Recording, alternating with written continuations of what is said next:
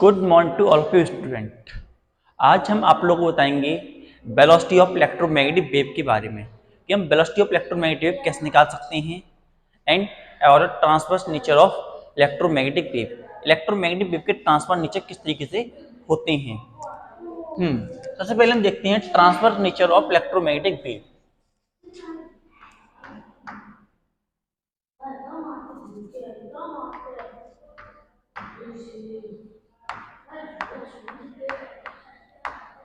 Transverse nature of electromagnetic wave.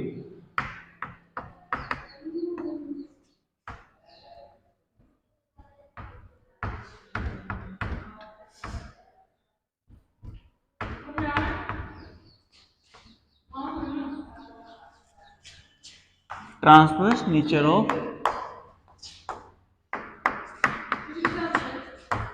Electromagnetic wave.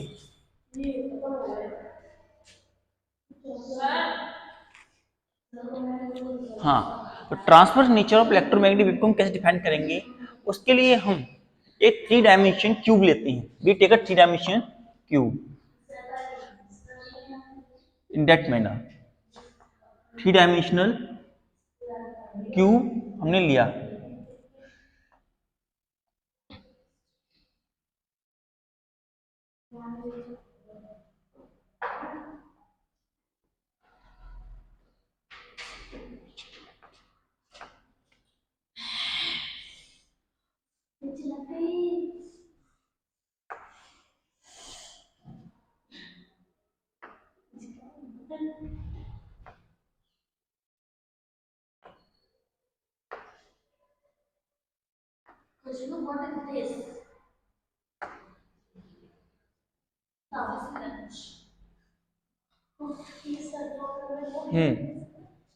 हमने एक 3 dimensional cube लिया कुछ इस तरीके से।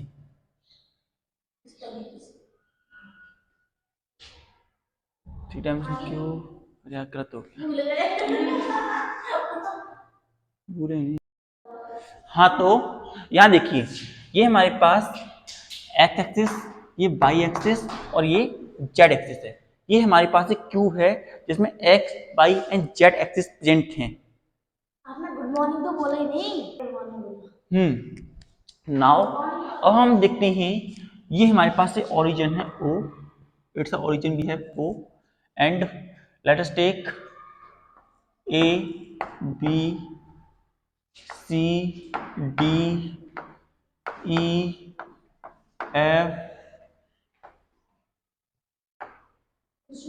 जी।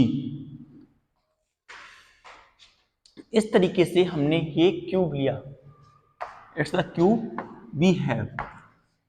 जैसा हमें पता है एक क्यूब के 6 फेसेस होते हैं और जो हमारी इलेक्ट्रोमैग्नेटिक वेव है वो कंसिस्ट करती है 2 वेव से।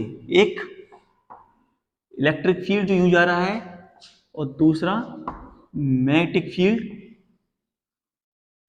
जो कि यूं करके यूं ट्रेवल कर रहा है। इस तरीके से ट्रेवल करने वाले ये हमारा इलेक्ट्रिक फील्ड और ये इलेक्ट्रिक फील्ड और ये हमारा मैग्नेटिक फील्ड बी। हमारा इलेक्ट्रिक फील्ड वाइड इधर है, मैग्नेटिक फील्ड जेड डायरेक्शन में, तो electric field x direction travel करता है।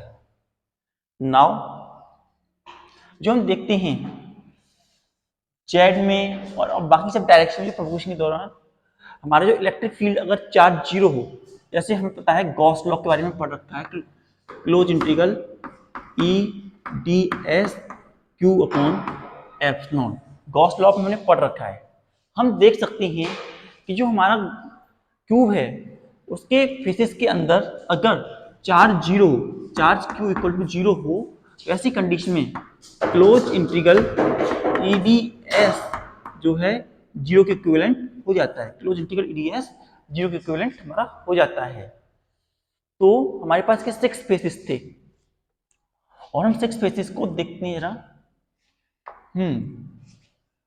पहला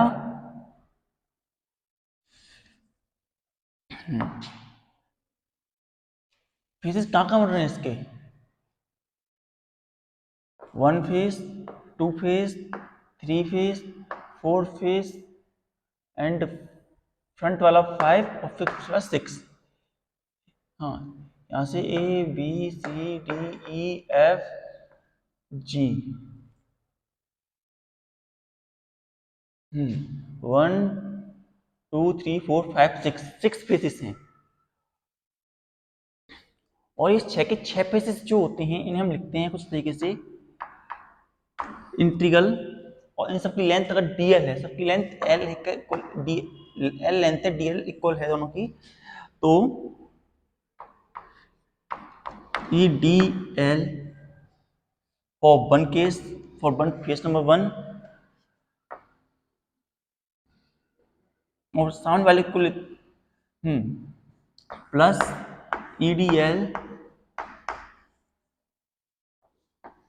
to D L equal integral नहीं, E D L for surface number 1, surface number 2 E D L. Surface बदल देखिए, सरफेस नंबर 2 के बाद सरफेस नंबर 3 के लिए plus integral E D L for surface number 4 and plus integral S 5 E D L for surface 5 plus E D L S 6 surface number 6 E dot D L. ये सब जो होते हैं जियो के बराबर आते हैं, क्योंकि तो टोटल चार्ज प्रेजेंट होता है वो जियो के बराबर हमें मिलता है। तो ये सारी सारी सरफेस जो हमें मिल रही हैं उनका सम जियो के इक्विवेलेंट है हमारे लिए। अगर हम इन्हें पेयर वाइज देखें,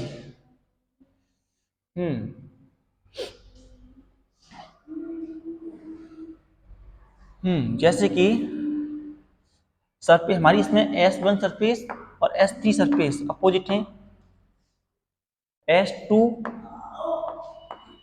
and S2 and S4 surface opposite हैं, एंड S5 और S6 सरफेस जो हैं अपोजिट हैं। तो अपोजिट सरफेस को हम एक तरफ ले लेते हैं, integral E dot D L S1 plus integral S2 E dot D L. Now इसे ब्रैकेट में लेते हैं, plus S2 and S4 surface S2 E D L plus S3 E D L plus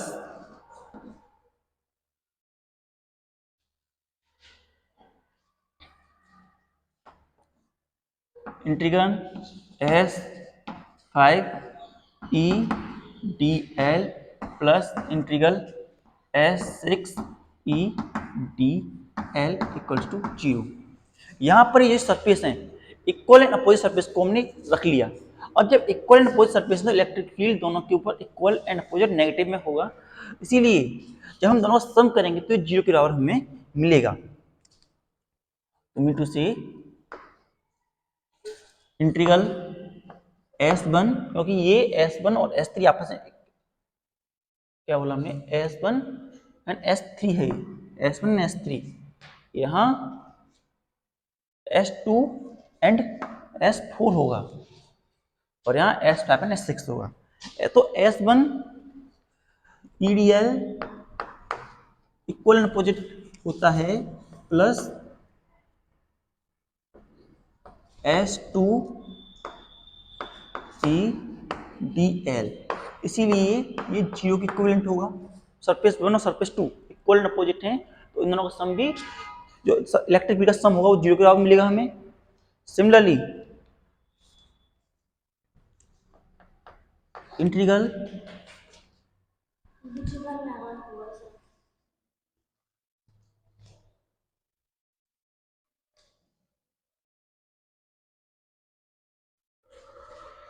integral S2 EDL S2 EDL plus integral S4 EDL, ये भी zero के equivalent होगा।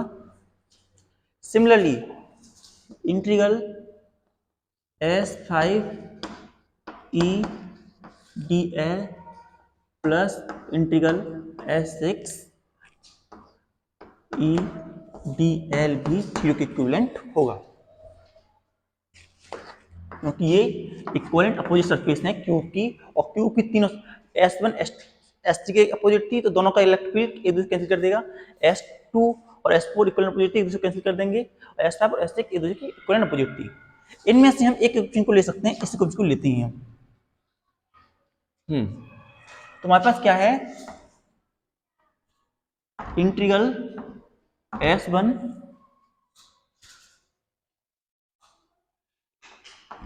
E dot dl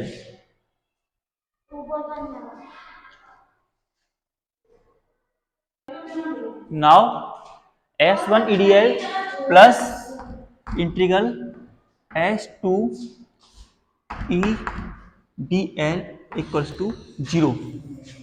ये हमें मिलता है। E को हम बाहर निकाल लेते हैं, लेट से इसको हम E1 कहते हैं, इसे हम E2 कह देते हैं। अब E1 integral dl S1 equals two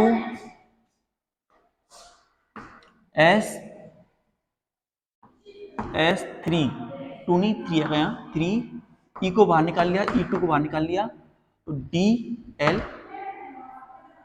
plus equals to 0। dl जो है S के अलावा हम जो टोटल सरफेस एरिया है क्लोज इंटीग्रल करने पर या इंटीग्रल करने पर सरफेस का हमें S मिलता है, तो हम S लिख लेते हैं। E1 S equals to E2 S के बराबर हमें वैल्यू मिलती है, प्लस का साइन इक्वल्स टू 0 के बराबर हमें वैल्यू मिलती है। नाउ E2 को इधर ले जाते हैं, E1 S equals to negative E2 S, ये वैल्यू मिलती है। अब दोनों E1 और E2 आपस में इक्वल हैं। E1 और E2 जब आपस में इक्वल हैं, तो अब इसका मीन क्या है, और नेगेटिव भी और दोनों का सम 0 भी आ रहा है, तो इसका मतलब यह है कि इनमें से किसी एक चीज का 0 होना नेसेसरी है। अगर एक दूसरे में से कोई वैल्यू 0 नहीं होगी तो हमारा काम नहीं बनेगा। लेकिन जैसा हम जानते हैं, जो एरिया होता है S is not equal to 0, surface area कभी 0 के बराबर नहीं हो सकता। तो इसका मतलब ये है E1 and E2 are in the static form. E1 E2 जो है स्टैटिक फॉर्म में है, are in the static form. E1 and E2 हैं हमारे स्टैटिक फॉर्म में लाई करते हैं, लेकिन ये भी पॉसिबल नहीं है, क्योंकि अगर वो स्टैटिक फॉर्म में होंगे तो हमारी इलेक्ट्रिक फील्ड मोशन नहीं करेगी। जैसे पता है जो इलेक्ट्रोमैग्नेटिक वेव होता है तो सोर्स चार्ज होता है, एक्सेलरेटेड चार्ज होता है, और जब एक्सेलरेशन ही प्रोड्यूस नहीं होगा, इलेक्ट्रिक फील्ड E1 E2 जब स्टैटिक होंगे, तो ऐसी कंडीशन में हमारी इलेक्ट्रोमैग्नेटिक वेव प्रोपोगेट नहीं कर सकती। तो इसका कंक्लूजन में क्या निकाला कि जो इलेक्ट्रिक फील्ड होते हैं वो परपेंडिकुलर होते हैं टू ईच अदर। कोई भी परपेंडिकुलर होने पर कॉस 90 होता है और वो वैल्यू 0 हो जाती है। तो E1 E2 जो है एक दूसरे परपेंडिकुलर हैं। इलेक्ट्रोमैग्नेटिक वेव जो होती हैं जो परपेंडिकुलर होती हैं, जिस वजह से उनकी वैल्यू 0 आ रही है। कोई भी लाइन इसके अंदर पैरेलल नहीं होती, इलेक्ट्रिक फील्ड की कोई भी लाइन पैरेलल नहीं होती, इन एक्चुअल में परपेंडिकुलर होती हैं।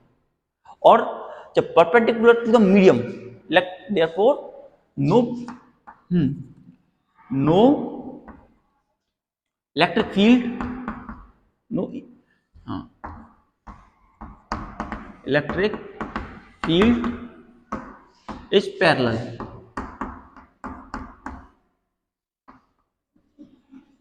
to each other, no field parallel to each other। कोई इलेक्ट्रिक फील्ड एक दूसरे के पैरेलल नहीं होता है। तो but perpendicular to each other. What? Perpendicular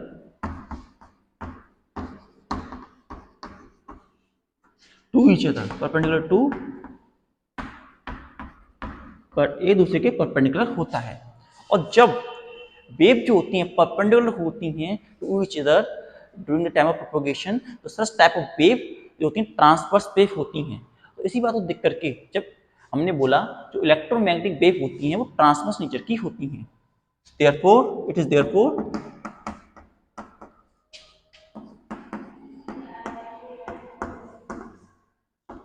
electromagnetic wave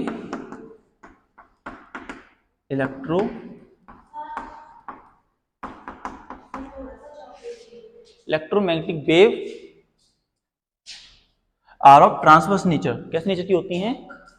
are of transverse nature.